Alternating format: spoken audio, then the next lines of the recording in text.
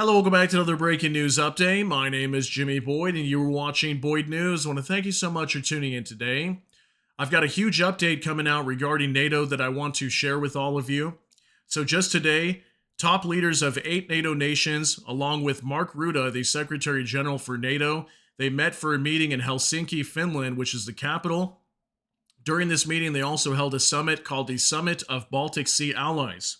Okay, and during the summit, they discussed a lot of the concerns right now with the Baltic Sea, and we've been hearing reports of underwater sea cables being damaged in the Gulf of Finland, also in the Baltic Sea, multiple times with what appears to be Russian ships, part of Russia's shadow fleet of vessels that they use to circumvent sanctions and transport oil to countries like China and India.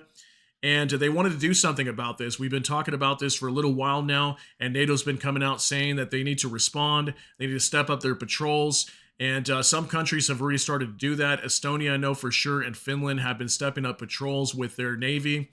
And I want to give you guys an update now, as we heard that during this meeting that was being held, they launched a new mission called Baltic Sentry to protect the undersea cables. And I want to give you guys some of the details regarding this today, as it looks like NATO is going to be stepping up major patrols in the Baltic Sea to better monitor these underwater sea cables that are being damaged, because we've had electrical cables, telecommunication cables being cut, and NATO wants to put a stop to this and keep an eye on all these Russian ships that are traversing through these waters, coming from some of the ports near St. Petersburg.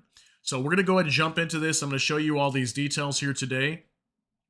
We're going to start off with the BBC, and then we're going to jump on over to X after, and I have a few statements that I can show you of the video footage while they were speaking at this conference, okay? So NATO launches new mission to protect crucial undersea cables, okay? This is coming out today, January 14th, 2025. It says right here, NATO has launched a new mission to increase the surveillance of ships in the Baltic Sea after critical undersea cables were damaged or severed last year. NATO Chief Mark Rutte said the mission, dubbed Baltic Sentry, would involve more patrol aircraft, warship, and drones. Okay, so we're going to be seeing more aircraft patrolling the skies, warships, and also drones watching the area as well. Okay, so it's going to be like the Baltic Sea, also the Gulf of Finland, near Finland and Estonia, where a lot of these attacks have been occurring. His announcement was made at a summit in Helsinki attended by all NATO countries perched on the Baltic Sea. So Finland, Estonia, Denmark, Germany, Latvia, Lithuania, Poland, and Sweden are all going to be involved in these operations. While Russia was not directly singled out as the culprit in the cable damage, Rutte said NATO would step up its monitoring of Moscow's shadow fleet, ships without clear ownership that are used to carry embargoed oil products. Tensions between NATO countries and Russia have been mounting relentlessly since Russia's full-scale invasion of Ukraine in February 2022. There's reason for grave concern over infrastructure damage, Rutte said. He added that NATO would respond to such accidents robustly with more boarding of suspect vessels and, if necessary, their seizure. Okay, so if they start suspecting that more ships could be trying to damage underwater sea cables or any critical infrastructure in the Baltic Sea, they're going to start boarding more of these vessels and also potentially seizing them if necessary. He declined to share more details on the number of assets that will take part in the Baltic Sentry initiative. As he said, this could change regularly and he did not wish to make the enemy any wiser than he or she is already. Undersea infrastructure is essential not only for electricity supply, but also because more than 95% of internet traffic is secured via undersea cables, Rutte said, adding that 1.3 million kilometers, or 800,000 miles, of cables guarantee an estimated $10 trillion worth of financial transactions every day. That is quite a bit, guys, 10 trillion a day.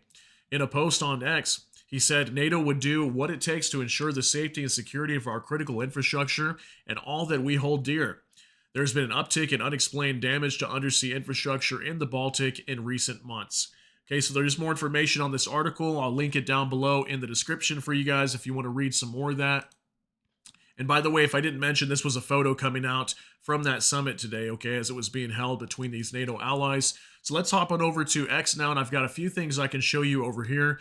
This is from Mark Rutte, the Secretary General of NATO. And it says, today I announced the launch of NATO's new military activity, Baltic Sentry, under Supreme Allied Commander General Chris Cavoli. This activity is part of our ongoing effort to enhance maritime presence and monitoring of key areas for our alliance. Okay, so we've got a 30-second clip of Mark Rutte speaking at this summit and going to be announcing the launch of the Baltic Sentry mission. Okay, take a look at this. Today, I can announce that NATO is launching Baltic Sentry. Under the authority of NATO's Supreme Allied Commander, General Chris Cavoli, this military activity is part of our ongoing effort to enhance maritime presence and monitoring of key areas for our alliance. It will involve a range of assets, including frigates and maritime patrol aircraft, among others, and will enhance our vigilance in the Baltic. Okay, so there you go. NATO's going to be stepping up patrols. They're going to be using frigates and probably surveillance planes. And then we're also hearing that drones are going to be used to monitor these areas as well. Okay, so hopefully that'll put an end to a lot of these attacks on these underwater sea cables if they monitor more heavily in this area. Also from Anton Gerashenko, the main topic of discussion at the Baltic Sea NATO Ally Summit was the Eagle-S incident and the resolute Finnish response to it. The Baltic Sentry mission, announced by Mark Rutte, will act as a deterrent, and NATO will coordinate the navies of the Baltic allies in sharing information, surveillance, and response. Stubb promised that NATO will try to always stay at least one step ahead of the threat from their incompetent and indifferent eastern neighbor. Estonian Prime Minister Kristen Michael, I don't know if it's Michael or McCall, called Finland's handling of the Eagle-S incident a benchmark for the rest of the NATO countries. The allies at the summit are in agreement about responding to further incidents swiftly and resolutely within the bounds of international law. So there has been a lot of talk about that in terms of how Finland responded to the Eagle-S bulk carrier that supposedly damaged, I think it's 4 telecommunication cables and also a power cable called the S-Link 2 that transports energy from Finland over to I think it was Estonia. And yeah, so there was a lot of talk about how Finland handled this investigation. They've been doing such an amazing job. They're actually still investigating right now with this Eagle-S, and currently the crew is being held. They're being detained and they're not allowed to leave. And right now they're still investigating to see what happened here and see if they can prove that this Eagle-S ship had something to do with those underwater cables that were damaged. That was a more recent report in the last couple of weeks that we went over. So also it says here the allies have also assembled a team of legal experts to gain a better understanding of how these incidents may affect the freedom of navigation in the Baltic. President of Finland, Alexander Stubb, said, in particular, cited a Finnish law that allows Finland to seize ships if there is an imminent risk of natural disaster.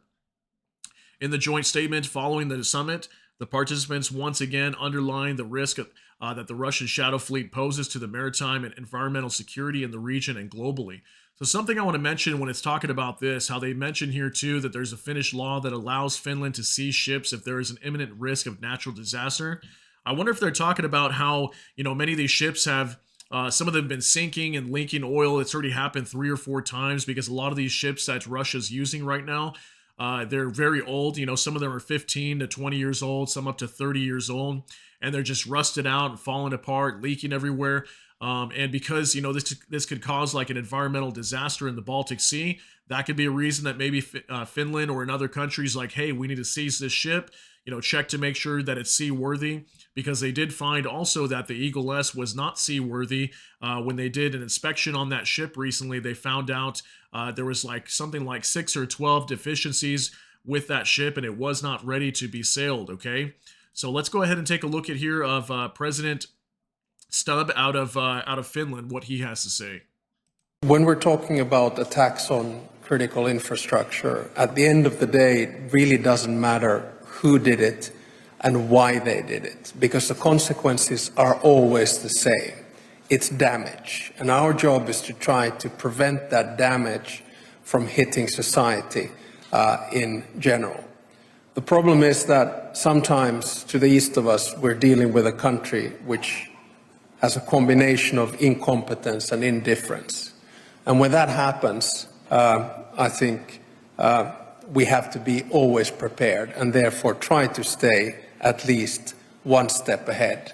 When we're talking about Okay, so it looks like to me like NATO is starting to step up now and they're starting to respond to these attacks, whether they be deliberate or not. It looks like the attacks in the Baltic Sea could potentially be deliberate, as we've heard some reports even that there's been drag marks for sometimes like 100 miles under the water, indicating that maybe one of these ships were dragging their anchor for an extended period of time, trying to deliberately damage these cables. So, I mean, what it looks like to me is NATO really is starting to make some changes, at least in the recent past, like in the last couple weeks. And they're starting to take these kinds of threats very seriously, at least up here in the Baltic Sea. Maybe they're starting to even prepare for this war to come to an end with Ukraine, and we might start to see some action with that. We even heard today that Germany was going to be deploying a Patriot system over to, I think, eastern Poland, close to the European or the Ukrainian border, excuse me, to protect the skies over there, as Poland is a major transport hub for Ukraine right now. Maybe Poland could come under attack, and they're concerned about that. So yeah, NATO is definitely trying to up their patrols and their surveillance now in the Baltic Sea. So we'll see what happens over here, and maybe we will hear a complete seizure of all these attacks in the Baltic Sea. We won't be hearing that these cables are being damaged anymore, but we'll see what happens. Let me know what you think of all this information down below. That's going to be it for today's update. If you got something out of this, please smash that like button. Also, if you enjoy my content, please consider subscribing down below. Hit the notification bell. That way YouTube can notify you. And with that, hope you all have a great day. Everybody take care and God bless, and we'll see you in the next one.